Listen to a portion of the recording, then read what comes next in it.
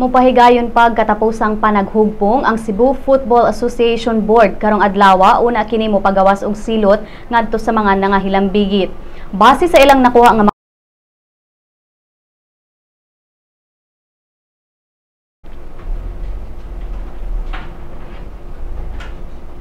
Base sa ilang nakuha nga mga impormasyon, nagsugod ang kainit sa duwa, tali Sacred Heart School Ateneo de Cebu ug Alcoy FC gumikan sa dagang fouls ug yellow cards nga gi-issue ni center referee Nino Zapanta. Sa ika-37 nga minuto sa regulation period, si Alcoy FC player Mon Ferdinand Osorio natawagan og foul batok ang SHS ADC player 30 Pepito.